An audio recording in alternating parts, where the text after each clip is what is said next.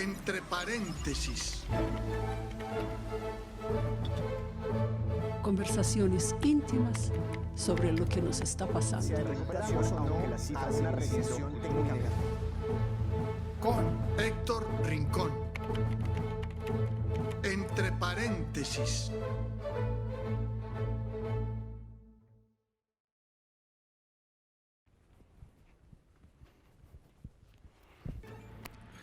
Bienvenidos. Es un placer estar aquí y es un gusto saber que ustedes están allí. Nos mantenemos en un paréntesis, a veces inmóviles y siempre en un estado de incertidumbre que ya va a cumplir largos los 18 meses. Por eso estamos entre paréntesis, analizando aquí qué es lo que nos está pasando en conversaciones con dos personajes de la vida nacional. Esta vez con Humberto de la Calle y con Laura Restrepo. Humberto de la Calle tiene una amplia hoja de vida al servicio de los colombianos. Desde cuando fue registrador nacional hace muchos años, él es abogado de Manizales, hasta cuando llegó a ser ministro de gobierno y le tocó ordenar y cerrar el tema de la constituyente, de la Asamblea Nacional Constituyente. Además fue negociador, fue el presidente de la comisión que negoció el acuerdo de paz durante largos años, sentado con la guerrilla de las FARC, en una deliberación que concluyó en uno de los acuerdos más esperanzadores de la historia de Colombia.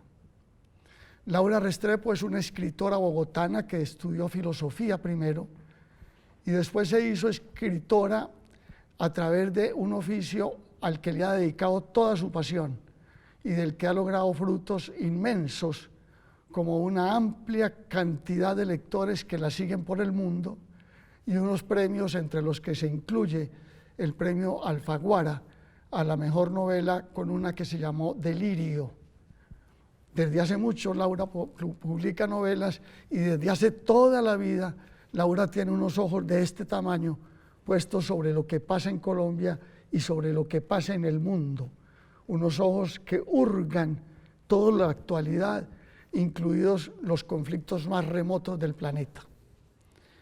He de advertir algo, esta conversación tiene lugar en medio de lo que llamaremos la efervescencia de mayo en Colombia. Lo que ha pasado en el mes de mayo en Colombia es histórico, pero esta conversación tiene lugar en la mitad de esa efervescencia y por esa razón es para opiniones de largo plazo, para opiniones maduras, para que ustedes comprendan que lo que aquí se va a decir fue hecho, grabado, dialogado, conversado en la mitad del mayo más inolvidable de la historia reciente de Colombia. Lo tendremos con Humberto de la Calle y con Laura Restrepo en este entre paréntesis, un formato respaldado, hecho, pensado por la Universidad de Antioquia y la Universidad Nacional sede de Medellín y las redes culturales del Banco de la República como una respuesta del periodismo pensante para llegar al fondo de lo que nos está pasando.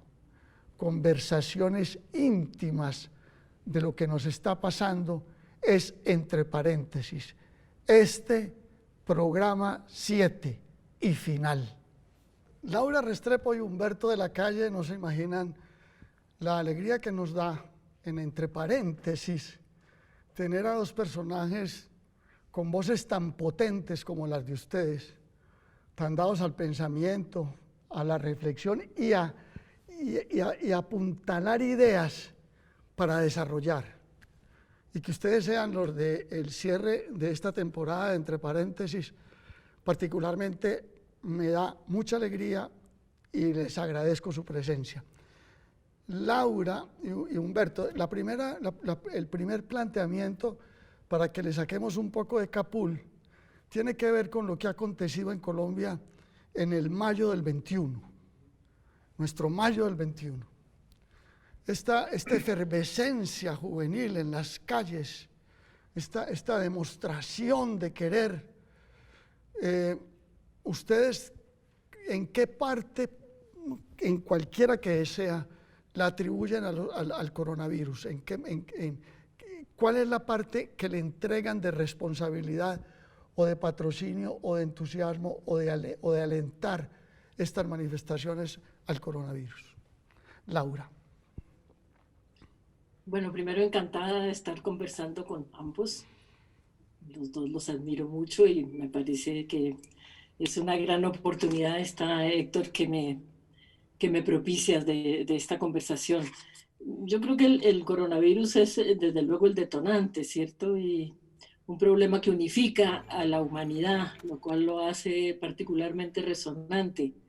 Sin embargo, no creo que sea el único. Creo que estos estallidos, como el colombiano, tienen que ver con una acumulación de problemas que de verdad nos hablan de una disyuntiva, yo diría, definitiva, entre todo y nada, entre el porvenir de la especie humana y más bien su imposibilidad de seguir adelante. Estamos hablando del coronavirus, el presente, los que seguramente vendrán.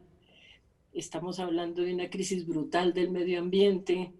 Estamos hablando de la amenaza nuclear, que quizá hoy sea más inminente que nunca. Estamos hablando de una crisis económica que se avecina, que tiene que ver directamente con el mayo del 21, que dice Héctor, la pobreza que se va a vivir en parte como resultado del coronavirus, pero en parte también por las políticas económicas la situación económica que se vive. La crisis de los migrantes, que es brutal. Yo estoy viviendo aquí en Europa y aquí día a día se ve la imposibilidad de los gobiernos de manejar una crisis gigantesca. El Mediterráneo ha dado en llamarse el mar de la muerte por los miles de inmigrantes que se están ahogando ahí, sin que Occidente logre sacar una respuesta coherente. Yo siento que en este momento Colombia, como seguramente también, por ejemplo, Chile o el movimiento del Black Lives Matter en Estados Unidos, se colocan a la vanguardia como respuesta a esta serie de crisis que plantean una situación apremiante para la humanidad. Me llamó mucho la atención ver los grupos que aquí en España, donde estoy, en Sevilla, en Barcelona, en Madrid, en muchas partes, gente que salió en la calle en solidaridad con los colombianos. No solamente como un gesto de apoyo a lo que sucedía en Colombia, sino también en la comprensión de que los colombianos estaban peleando no solamente contra impuestos para los colombianos, sino contra los impuestos que ya están siendo aplicados en muy buena parte del mundo y que se van a seguir aplicando como fórmula para salir de la crisis, gravar a los pobres para poder supuestamente salvar la economía. Entonces yo creo que Colombia, como tantas veces ha estado a la vanguardia de esa pelea, una juventud consciente que da la lucha por sí misma y que su lucha tiene resonancias en el resto del mundo en la medida en que se dirige y tiene que ver con problemas globales. Muy orgullosa de ver a mi país sacando la cara, no solamente por el propio país, sino por la humanidad, y con la absoluta certeza de que de esta serie de problemas tan acuciantes, o salimos todos o no sale nadie, o todos en la cama o todos en el suelo. Entonces, el mayo colombiano, el mayo chileno, los mayos que vendrán en los distintos meses y en los distintos países de ahora en adelante, espero que sean la tabla de salvación para una situación muy crítica. Humberto, sobre ese tema, ¿qué dice? Bueno, primero me uno al saludo de Laura. Para mí es también motivo de satisfacción. Esto me parece un ejercicio fantástico, estar con Laura y contigo, Héctor. Y naturalmente agradecer a la Universidad de Antioquia, a la Nacional, al Banco de la República, que propicie este encuentro bien definido con la expresión entre paréntesis.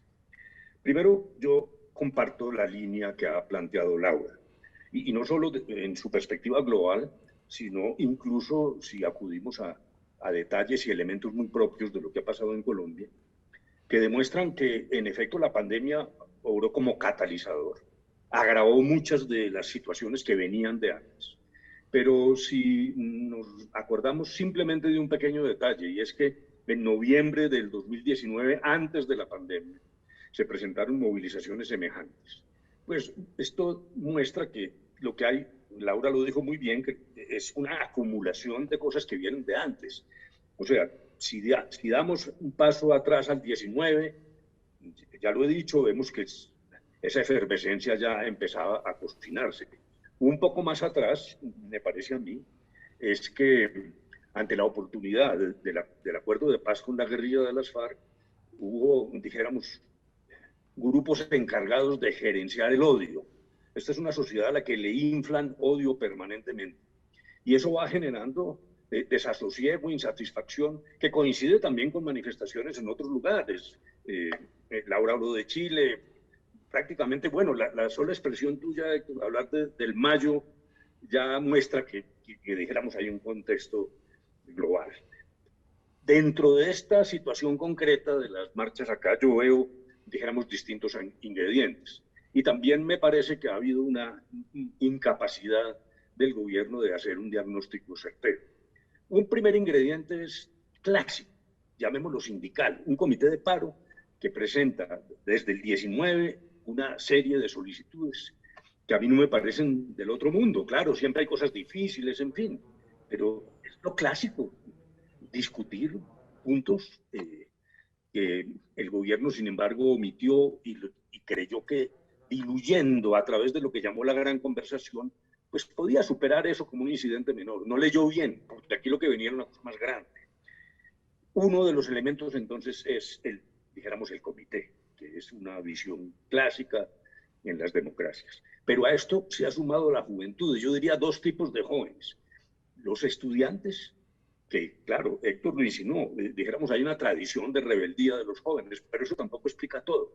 Hay al lado de los estudiantes los que pudiéramos llamar ninis, los que ni estudian ni trabajan, que es lo que en las calles lo que estamos viendo es una gran capacidad de resiliencia.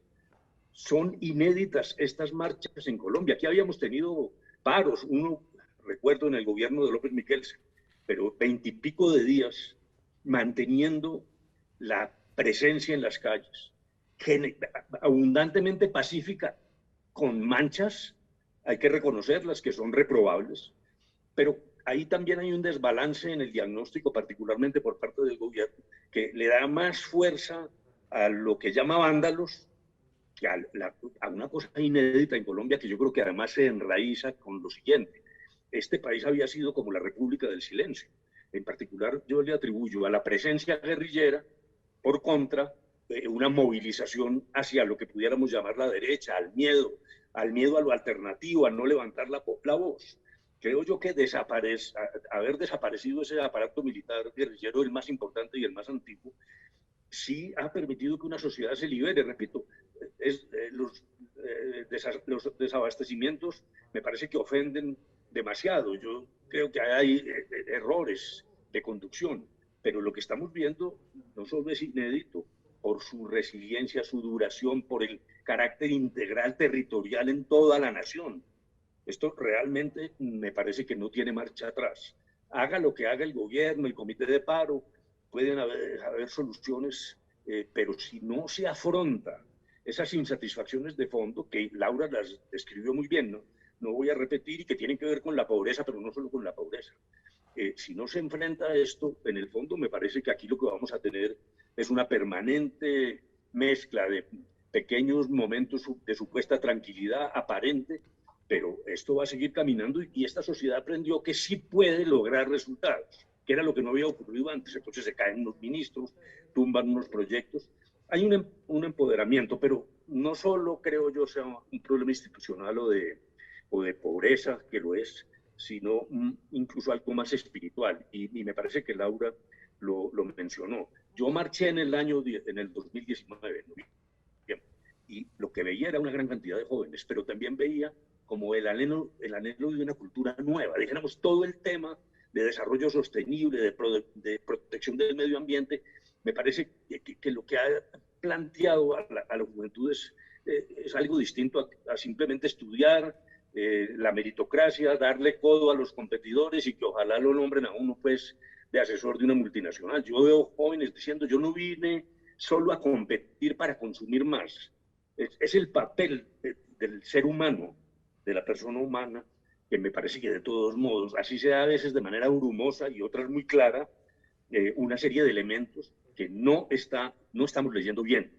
Y en ese sentido, repito, que el COVID impulsó algo, desnudó problemas de nuestra concepción de salud pública en Colombia y en el mundo, nos ha llevado a la aberrante situación de que en los países ricos sobran las vacunas y en el África se han aplicado alrededor del 5% de las vacunas que se han aplicado en todo el mundo. Luego dijéramos que hay un desbarajuste muy grande y creo que ese es verdaderamente el motivo y la gasolina que está impulsando y que seguirá impulsando una insatisfacción muy profunda del ser humano y no solo de los marchantes aquí en Colombia. Sí, es claro, bueno, claro no, pero sí puede parecer agregar que esa manera de volver a la calle de manera tan masiva coincide también con un encerramiento, con un hastío existencial, que los muchachos dijeron, esta es la manera de salir a la calle. No estoy diciendo que sea esa una motivación que llevó a las marchas de mayo, pero que también de pronto concurrió esa necesidad de expresarse y de salir a la calle, también pudo haber sido algo de lo que en Colombia sucedió tan ejemplarmente como creo haberlo oído en muchas partes. Hay un tema que es el siguiente sobre el avance de la vacunación y la manera en que ha ido sorteándose el coronavirus está produciendo lo que algunos llaman una amnesia pospandémica. Hay un poema de un antioqueño que se llama Pedro Arturo Estrada, que dice, de olvido, no de barro somos. Pregunto a ustedes si esto que nos ha pasado, que nos está pasando, esas cicatrices que nos ha dejado el coronavirus, que nos está dejando el coronavirus, es algo que el mundo va simplemente a olvidar en la medida en que se ponga a salvo y lleguen las inmunidades del rebaño y aquello. Laura. Mira, yo creo que eso apunta a una profunda grieta que se va a abrir, no solo en Colombia, sino a nivel mundial, que tiene que ver, yo creo, con el profundo individualismo de estos tiempos que corren.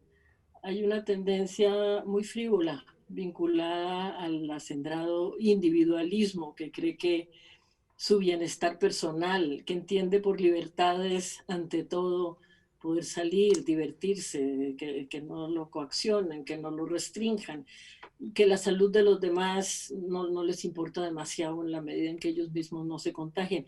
Aquí en Madrid se acaba de ver, acaban de elegir en la gobernación de Madrid a una señora profundamente de derechas que tenía como consigna fundamental abrir los bares, abrir las terrazas, para que la mascarilla, para ya la libertad está en las calles.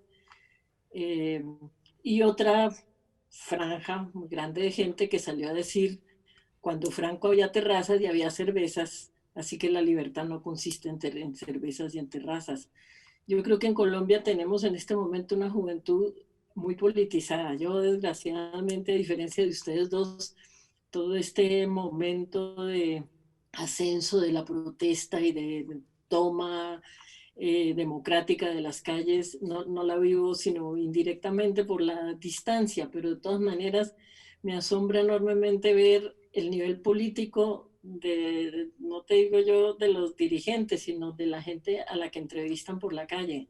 Una conciencia de lo que es la ecología, por ejemplo, de lo que es la crisis absoluta del medio ambiente que requiere soluciones inmediatas, que no tienen que ver con el ritmo con que el capitalismo está llevando a cabo la destrucción del planeta. Eso para mí es admirable. Yo pertenezco a una generación de colombianos que estaba muy metida en la política, pero para nosotros, por ejemplo, todo el problema ambiental se nos escapaba de todo a todo. Para estos jóvenes no. Entonces, ahí veremos, por un lado, ese individualismo, la tendencia a la frivolidad, la tendencia a reivindicar el propio bienestar por encima del bienestar social, y por otro lado, multitudes que se dan cuenta que el problema del coronavirus tiene mucho que ver también con el desmantelamiento de la salud pública, como del desmantelamiento de todo lo que tiene que ver con el bienestar social, la privatización de los servicios, un problema que se ha ido acentuando no solo en Colombia, sino en el mundo entero.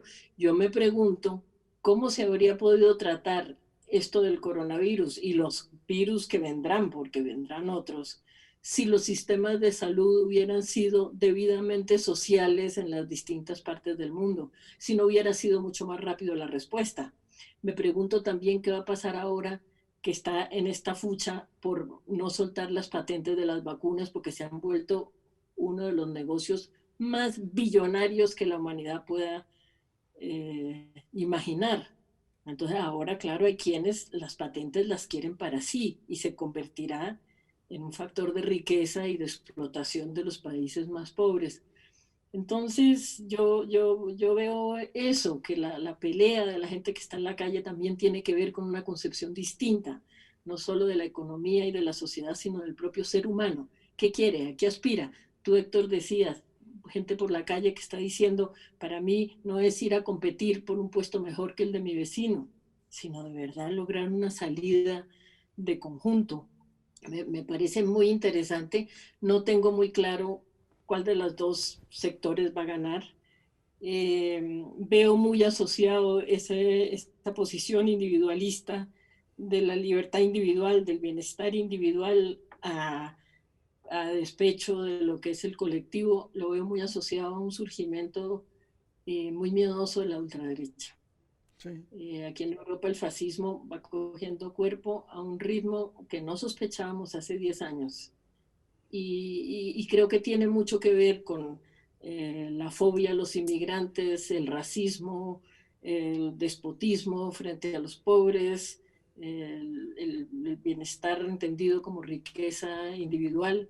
Así que también aquí creo que las aguas se parten claramente, la apuesta está casada y ojalá gane la gente, la juventud que está saliendo a la calle por una renovación y una transformación de la visión del mundo y de la visión de para qué estamos los seres humanos aquí en la Tierra. Para pasarla bien en una terraza y tomar cerveza, sí, desde luego, en la medida en que todos lo puedan hacer, que lo puedan hacer los países ricos y lo puedan hacer en los países pobres, y no mirar con indiferencia esa gran bandera que ha cundido últimamente, que es la indiferencia, una de las cosas más duras, el cerrar los ojos ante los demás, el pensar que los de la India se están muriendo, que en Palestina se están muriendo. Bueno, me pilla demasiado lejos. Yo aquí, por lo pronto, que no me hagan poner más mascarilla, que no me joroben más a mí aquí con restricciones y con encierros. Entonces, pues ahí está puesta ahí está la apuesta. Ahora, como bien decía Héctor, el problema es qué manejo van a hacer de esas restricciones los gobiernos, si se van a montar en las facilidades que les da meter a todo el mundo en la casa, o si por el contrario van a saber manejarlo acorde con problemas de salud pública reales. Por eso también en el fondo lo que está en juego es democracia sí o democracia no. Yo creo que aquí el tablero está planteado en blanco y negro, que la apuesta es muy severa y que ojalá no la perdamos. Humberto, ¿tienes por decir algo sobre todo lo que Laura dijo o tienes por decir algo alrededor de la amnesia pospandémica, que es una que olvidaría todo lo que ha surgido por cuenta del coronavirus. Todos esos temas políticos, toda esa indisposición social surge con el coronavirus. Eso se olvidará y el mundo retornará a esa normalidad frívola. Pues puede ser que se olvide y esa sería la peor tragedia para la humanidad, porque justamente la pandemia ha desnudado muchas cosas, algunas ya las mencionó Laura. No voy por ejemplo, el tema de los sistemas de salud, no solo en Colombia, sino en general, pero me parece que el mayor mensaje que nos envía el coronavirus es que es la destrucción de la concepción homocentrista. Esa idea que teníamos de que el ser humano era el dueño de la naturaleza y la podía destruir, malear, utilizarla a su amaño, pues este pequeño virus, es como el segundo capítulo de Darwin. Darwin nos dijo de dónde veníamos y hubo pues una especie de terremoto intelectual. Y este virus nos dice, ustedes son parte de la naturaleza, no son dueños de ella, son esclavos también de la naturaleza, y aquí todos vamos en este barco, todos metidos. Sí, y eso se ha traducido, repito, en las prácticas de políticas públicas, pues, ya lo dijo Laura, en insuficiencias en materia de salud. Por fortuna tocó el tema de las patentes. Yo estoy de acuerdo con esa mención. Esta es una emergencia mundial que debería permitir que se levanten las patentes. Hay muchos países que podrían producir vacunas. Aquí mismo hay quienes hablan de que lo podríamos hacer, pero claro, no tenemos el know-how, no sabemos cómo se hace. Alguien dice, pero es que los laboratorios invirtieron, las patentes tienen un fundamento capitalista, que es que invierten plata para investigar y entonces alguien tiene que pagar eso y la patente protege los ingresos de los laboratorios. Pero esa es una visión limitada. Incluso las mismas normas internacionales prevén la posibilidad del levantamiento de las patentes. Y si hay una especie de déficit de los agentes privados, pues esto tiene que ser una decisión colectiva en la que los gobiernos, que además invirtieron plata en las investigaciones también, plata que es de todos, o sea, no todo es mérito de los laboratorios, pues compense el efecto económico. Pero lo que está viendo el mundo es una cosa realmente impúdica, repito, es unos dueños de patentes y unos países que se lucran de eso y por fuera los demás. Yo aspiraría a que no haya olvido. La historia de todas las pandemias muestra que una vez transcurridas se producen cambios serios en la forma de gobernar. Eso pasó con la llamada gripe española, etc. Yo creo que en este caso me parece que sí se está abriendo cada vez más la idea de que un Estado mínimo ahí acurrucado, mirando el mercado, cómo maneja las cosas, está terminando.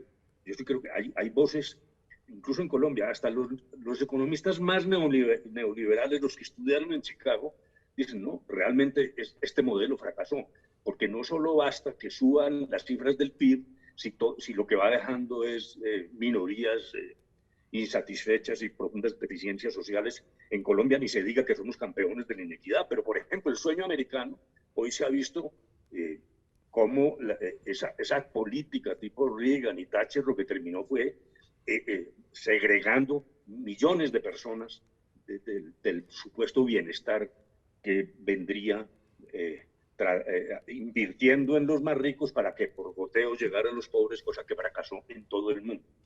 Luego yo sí quisiera que eso no se olvidara, porque en el fondo, si uno profundiza, cuando surgió la pandemia, vino una especie de canto de la solidaridad humana. Todos dijimos, bueno, esto sí es la gran oportunidad de la solidaridad y tal. Yo me permití ser un poco mosco en leche y en una columna mía en El Espectador, comenzando la pandemia, dije, mucho cuidado, porque nosotros, el ser humano es ángel y demonio a la vez. Podemos ser ángeles y ese canto maravilloso a la solidaridad, pero el egoísmo está ahí. Y ante la crisis, los egoísmos antes se acentúan. Lo digo desde el punto de vista de lo que ya tratamos, por ejemplo, de salud pública, pero hasta circunstancias que pasaron aquí en Colombia. Yo tengo el recuerdo que un gobernador de un departamento cerró las fronteras terrestres, lo cual es un acto de tremendo egoísmo. Era como decir, el virus aquí sí no entra. Ustedes, un poco lo que dijo Laura de India, etcétera, nos pasó aquí en Colombia. Sí. Y hubo alcaldes que cerraron y hay todavía ciudades cerradas con una especie de muralla contra el virus. Luego, el egoísmo está ahí y ojalá no espero que sea liquidado íntegramente después de la pandemia, pero sí espero que no se olvide y que esto produzca, dijéramos, una renovación en la forma de hacer política, en las políticas públicas, en el papel del Estado, en cierta capacidad de solidaridad, de cuidado por los demás, en un mundo, repito, donde el ser humano tiene esas dos facetas de amor y odio que descubrió la psiquiatría y la psicología profunda desde hace mucho tiempo. Espero que no haya olvido, para abreviar simplemente lo que quiero decir. Muy bien, Laura Restrepo, Humberto de la Calle, entre paréntesis, volvemos enseguida.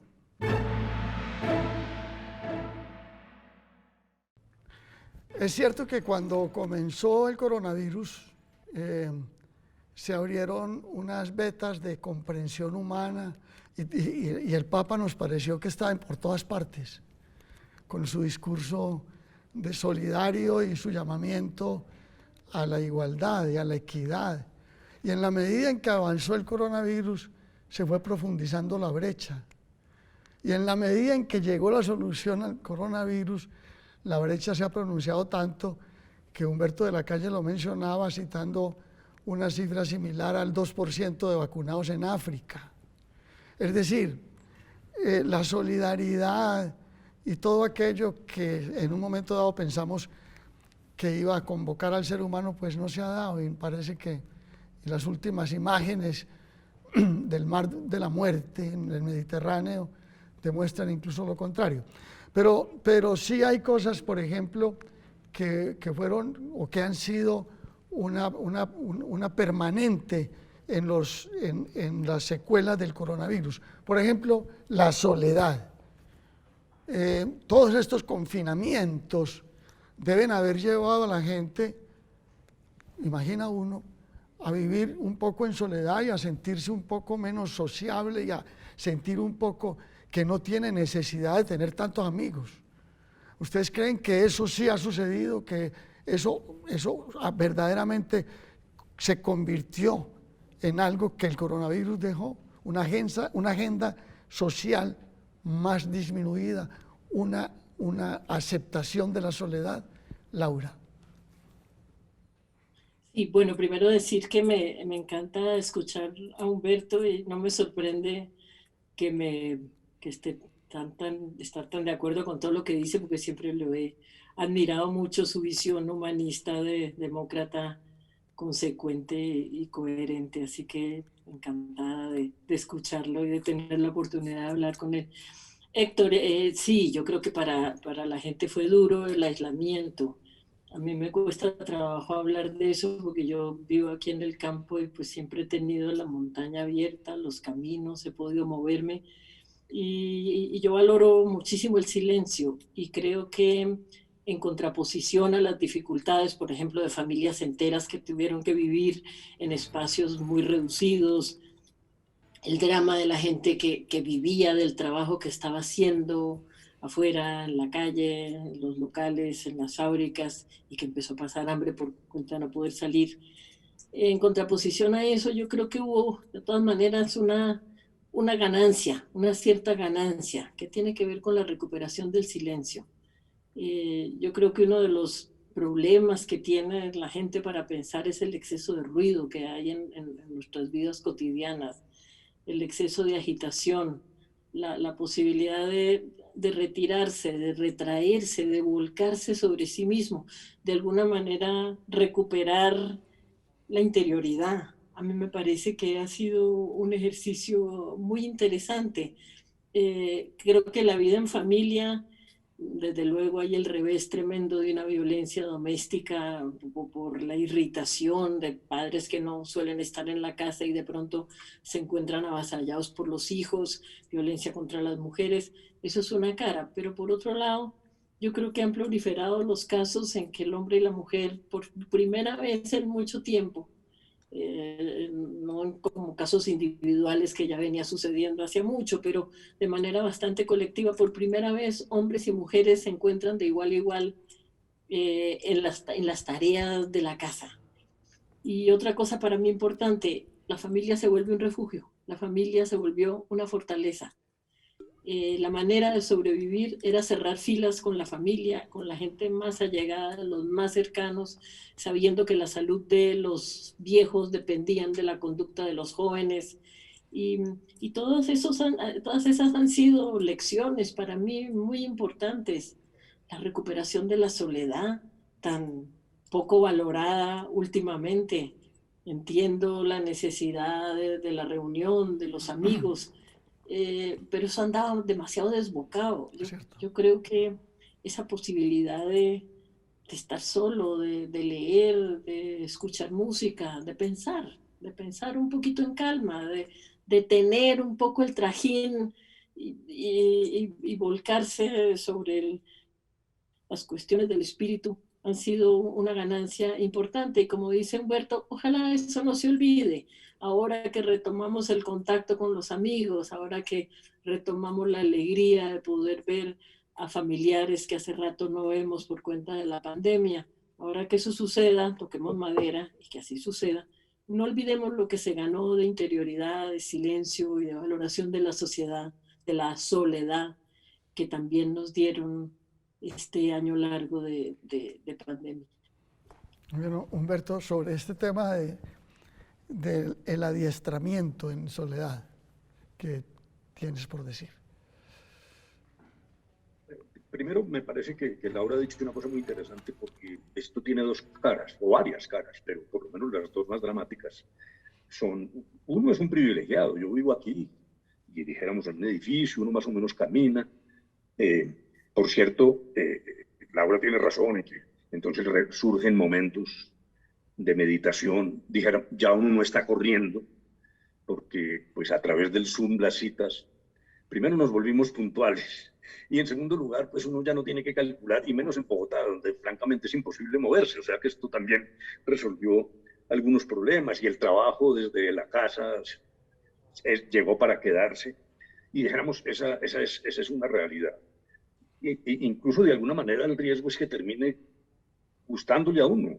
Dijéramos, ya en este momento, después del primer choque, uno empieza a decir, bueno, esto es otra forma de vida, y podemos acoplarnos a ella. Lo que más me causa nostalgia es la ausencia del abrazo y de tender la mano, eso de no poder saludar de mano. Bueno, y en Europa Laura lo sabe mejor que yo, incluso el beso en la mejilla. Entonces dijéramos que de eso sí, de esa nostalgia sí no nos vamos a curar nunca. Pero la otra cara es en un apartamentico de 50 metros, con muy poca posibilidad de expansión, siquiera de un mínimo aislamiento, en las llamadas viviendas de interés social, pues el aislamiento es dramático, hasta el punto de haber conducido, como ya se dijo aquí, hasta a fenómenos de violencia intrafamiliar que venían de antes, pero que se agudizaron. Entonces, siempre tiene que pensar uno. Esta mañana, oyendo en las noticias, hay rebeliones ya en algunos municipios contra el aislamiento, fundamentalmente por pequeños comercios que están cerrando. Entonces ya hay familias aglomeradas, con las dificultades incluso de coexistir mientras el niño trata a través del internet de hacer las tareas, la niña que va más abajo en su ciclo educativo, entonces habla duro y hay interferencias. Y bueno, ya Laura dijo parejas que prácticamente no existían y que ahora se encuentran de manera forzada. Yo creo que este elemento sí va a pasar. Me parece que las vacunas pues darán un paso adelante.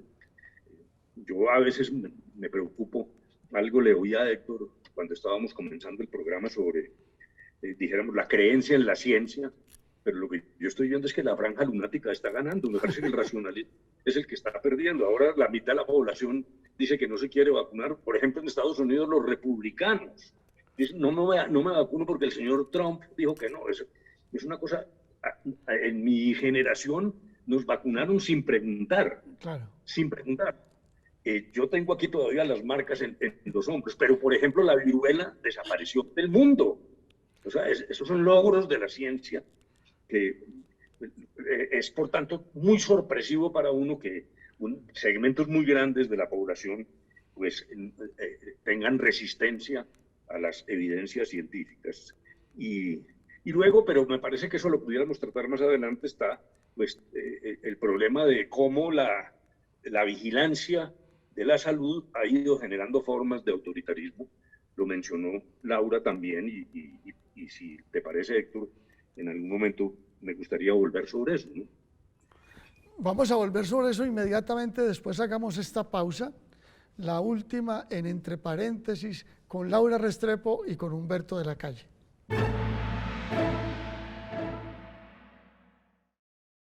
Bien, volvimos como lo habíamos prometido.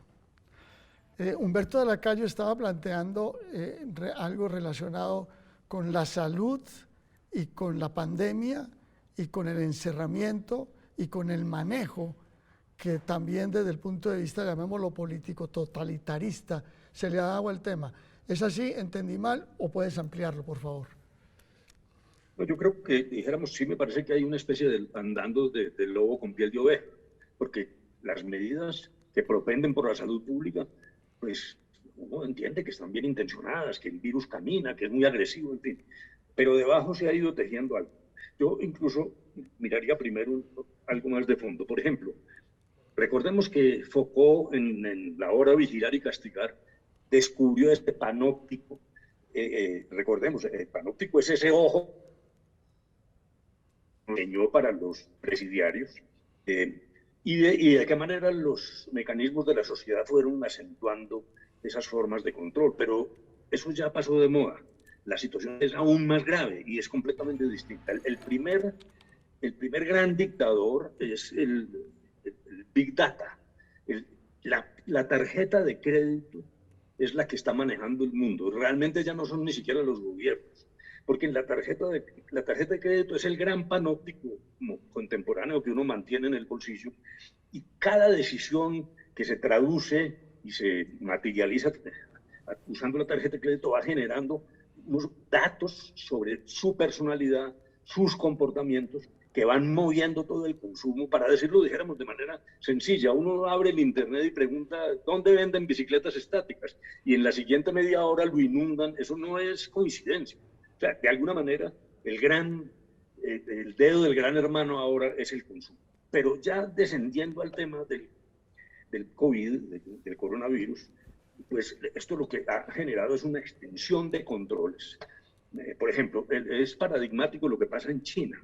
En China hay unos niveles de vigilancia, dijéramos, superlativos, pero que se han agravado a propósito de la pandemia. Y entonces ya no solo se busca controlarlo. Por ejemplo, hay georreferenciación. El señor que ha tenido el virus queda georreferenciado, de tal manera que cuando se acerca a otro vía teléfono celular, todo esto, pues entonces hay una alarma. Pero esto vino para quedarse, y hay una especie de aprendizaje patológico hacia el autoritarismo, porque ya esto empezó a regular también la vida humana, un dirigismo, un behaviorismo a base de premios y castigos. Entonces, un joven adquiere su celular y el gobierno chino, por ejemplo, en Chongqing hay multiplicidad de experimentos ya muy claros, y en Guangzhou también, incluso además de las cámaras de vigilancia.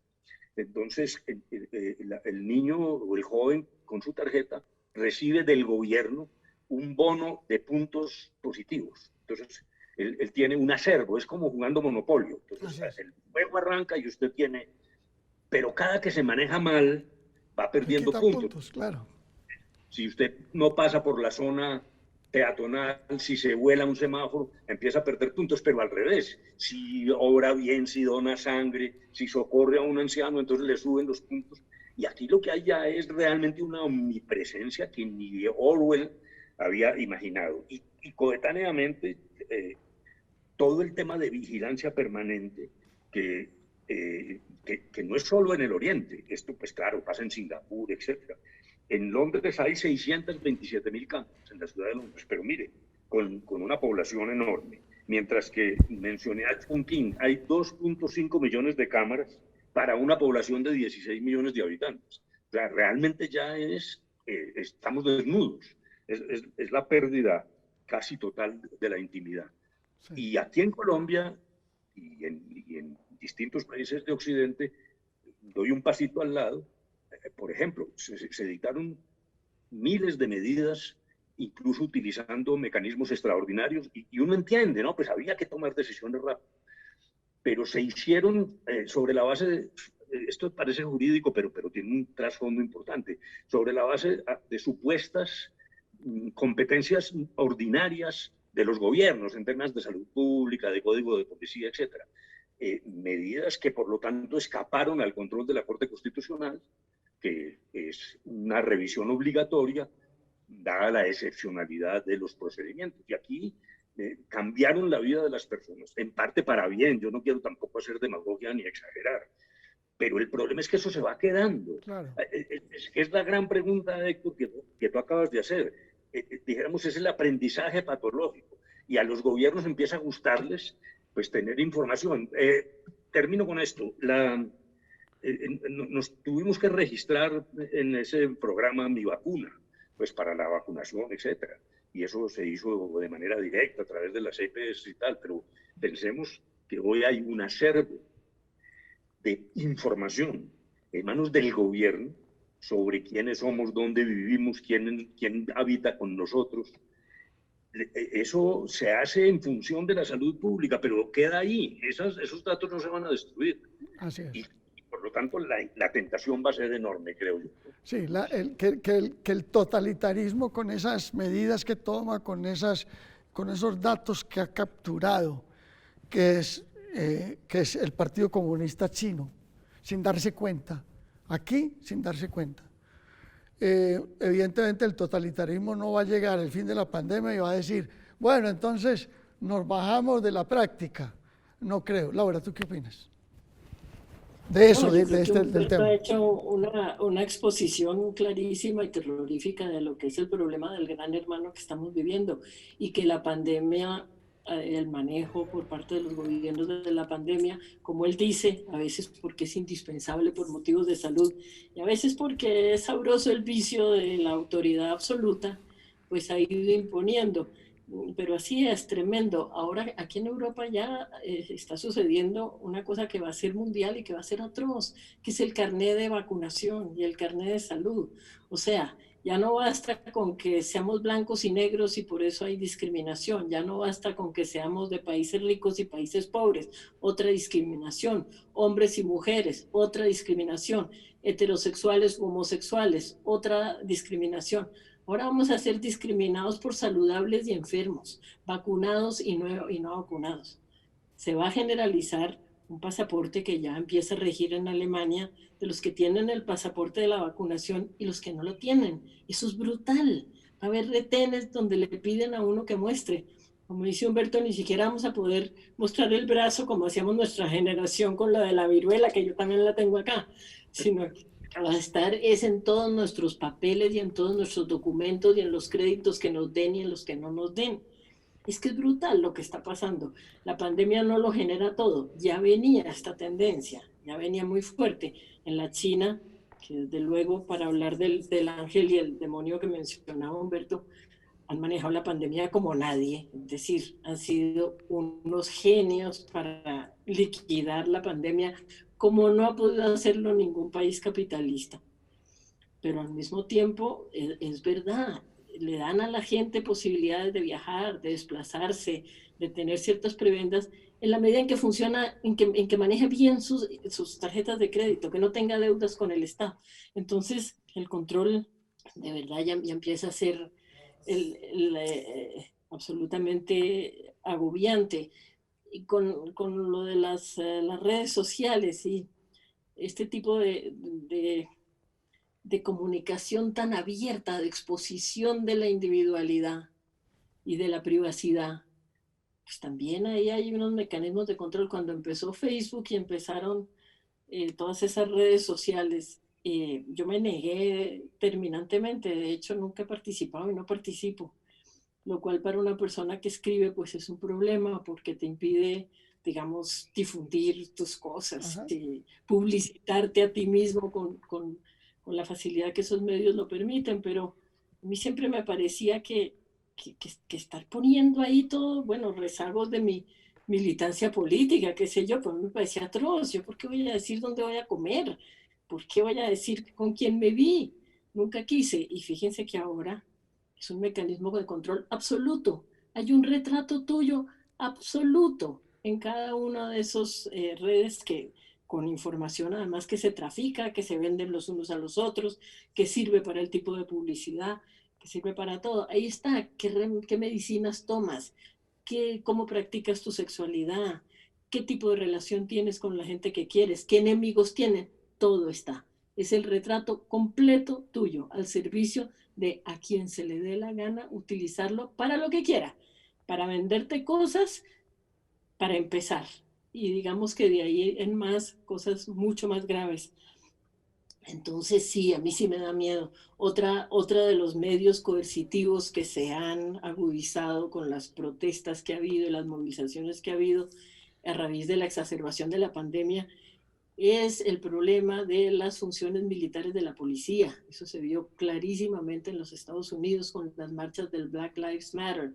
Se ha visto en Francia con las marchas de los Gilets Jaunes.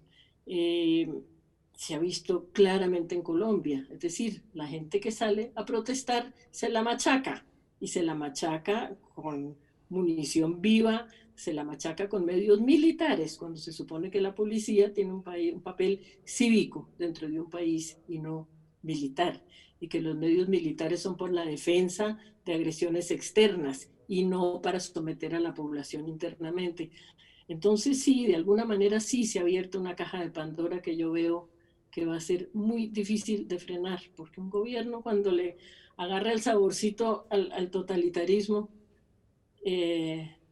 pues ya lo explicó muy bien Foucault, la verdad es que le cuesta mucho soltarlo. Y no solo eso, que la gente se acostumbra a estar vigilada, eso es aterrador, que la gente piense que parte de la normalidad es que cada paso que da en esta vida quede registrado, se conozca y sea utilizado. Así es. Hombre, hablemos un poquito del consumo como práctica o como posibilidad de que al término de la pandemia se regrese a esa frivolidad o se haya adquirido la conciencia de su inutilidad. El consumo, cuando empezó la pandemia, todo el mundo empezó a decir, ¿yo para qué tengo tantos sacos? ¿Yo para qué tengo tantos zapatos? Etcétera. Eso lo vimos muchas veces y se escribió miles de veces. Pero ¿será que al término de lo que nos está pasando, el consumo continuará y volverá por sus cauces? ¿O ustedes creen que la gente ha adquirido cierta cosa monacal que impedirá salir de compras por ahí como siempre lo hizo? ¿Qué opinas, Humberto? No, yo creo que eso regresará en tanto y en cuanto la gradación de la sociedad está basada en el consumo, en el poder económico y el consumo. Digamos, la manera como se juzga a los vecinos, a los amigos, con quienes uno se interrelaciona es a través del prisma del consumo, que es el que, además, lo decía, por ejemplo, frente al tema de los jóvenes, las universidades son unas fábricas para obtener la licencia que le permita consumir y consumir más, y me parece que eso está muy arraigado en la naturaleza humana. Yo, desde una perspectiva laica, por ejemplo, comparto el mensaje permanente del Papa Francisco en denunciar esto. Es que es una concepción de la vida la que me parece que está extraordinariamente torcida y hemos perdido enormes ventajas. Ya hablábamos de la reflexión, el silencio. Yo aplaudo a Laura.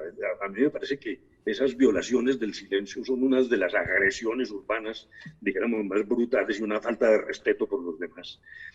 Y luego toda una sociedad entonces tejida alrededor de quién consume más, a veces con tremendas futilidades. Por ejemplo, cada carro nuevo que sale, vehículo, la ingeniería básicamente es la misma, pero tiene un pequeño adorno o unos colores más llamativos y eso le aumenta el precio y usted tiene que estar comprando ese y no el que preste el mismo servicio, incluso pagando mucho menos. Una vez fui en un dealer de carros en Estados Unidos, cuando estaba radicado allá, a cambiar mi carro por otro, y me encontré con un colombiano. Entonces me dijo, ¿y usted por qué quiere cambiar ese carro? Le dije, no, pues tener una cosita un poco mejor. Y me dijo, pues, yo le quiero explicar lo siguiente. Siempre que usted compra un carro está perdiendo plata. Y si es de segunda más. Entonces, esa es una decisión equivocada. Siga con su carrito, pero le quiero agregar esto. Usted ve, bueno, era varias manzanas de carros y de consumidores. Unos con unas bombitas de inflar de color rojo y otras azul. Entonces me dijo, ve esa enjambre de bombas de dos colores. Eso tiene un significado. Es que cuando usted llega, la primera niña que él lo atiende le pide la tarjeta de crédito. Dice, no, deme su tarjeta para ir mirando, hay que llenar aquí un documento, pero lo que hacen es mirar los saldos y el consumo. Si le dan la bombita roja, los vendedores no lo atienden. Y si le dan la bombita roja, se caen como abejas. Es parte de la organización social, ¿no? Laura, ¿tú qué opinas de esto, del consumo? No, pues yo como soy absolutamente bombita roja, para mí la cosa está bastante clara. Además, la verdad, estos meses yo he estado feliz con ese régimen de pijama, sudadera, pijama, y no se necesita más. Además, la pantufla permanente para mí es una dicha, porque me caen mal los zapatos. Y lo que yo creo es que va a haber una pobreza brutal, ¿eh? El consumo se va a restringir enormemente, la pobreza que se viene. Tenemos que estar preparados, se viene una crisis económica brutal. Así que esos hábitos de consumo, yo no sé cómo va a aguantar tampoco la economía. Y aquí, pues, por buscarle tres patas al gato, les planteo una convicción que yo tengo y que me gustaría conocer la opinión de Humberto y de Héctor, pero yo creo que dentro del capitalismo esas cosas no tienen solución.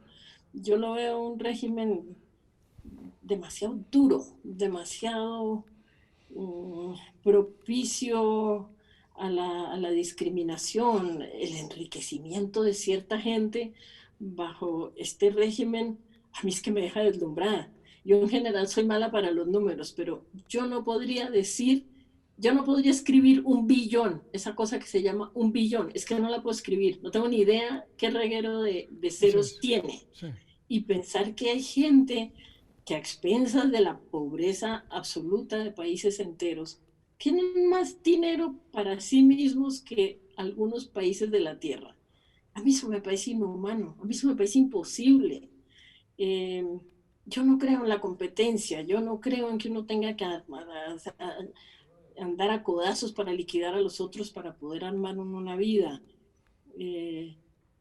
Me parece un sistema de vida muy inhumano. Cuando yo era joven y éramos socialistas, nos decían, pero si es que el socialismo en todos lados ha demostrado que no funciona. Una cosa es la teoría y otra cosa es los países que se acogen a él, y eso resulta en regímenes que fracasan por totalitarismo, por burocratización, etc. Eso es verdad, pero yo les diría, y el capitalismo sí funciona. Llamamos funcional este sistema de vida tan desigual, tan cruel, tan duro, Yo tampoco soy católica, pero yo sí reconozco que por lo menos en tiempos más religiosos la humanidad conocía eso que se llamaba caridad. Eso desapareció. El prójimo desapareció. No existe, no importa. Entonces, yo personalmente no creo en formas amables de capitalismo. Creo que eso es excluyente con su naturaleza. Y pues ahí pongo esa pregunta de cómo lo ven ustedes dos. Cuando yo era joven, los anticapitalistas éramos 4 gatos. Yo veo que hoy en día hay sectores ya muy grandes de la juventud, sobre todo, que creen que o cambiamos de manera radical esa forma de economía o la crisis del planeta no tiene solución. Humberto, unas palabras tuyas alrededor de la inquietud que Laura deja en el aire.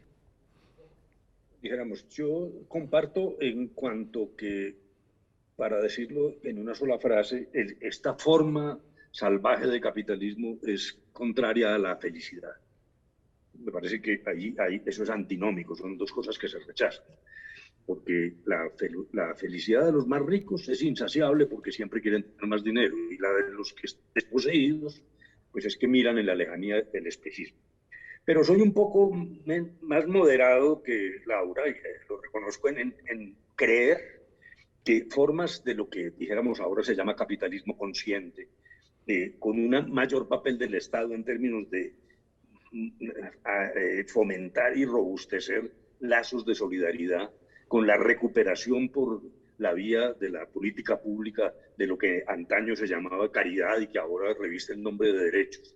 Yo creo que uno sí pudiera, dijéramos, moverse hacia una cosa menos dura y menos dramática, porque por el otro lado, dijéramos, creo que en este punto no estaremos de acuerdo, Laura y yo, me parece que los defectos del colectivismo, para que no usemos la palabra socialismo, la idea de la economía colectiva centralizada, me parece que son hasta peores.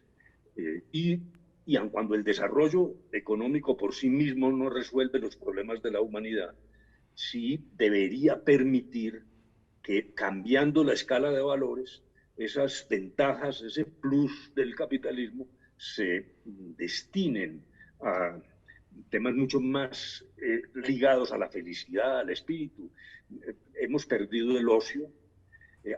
La pandemia nos ha servido incluso para usar mejor el tiempo y de alguna manera, bueno, ya lo había dicho Laura, meditar, etcétera. No sé, me parece que la configuración de la sociedad puede tener una respuesta, pero sí admito, y estoy de acuerdo con Laura, en que las formas que estamos utilizando en el mundo pues son extraordinariamente perversas y que casi que son un arma contra el humanismo.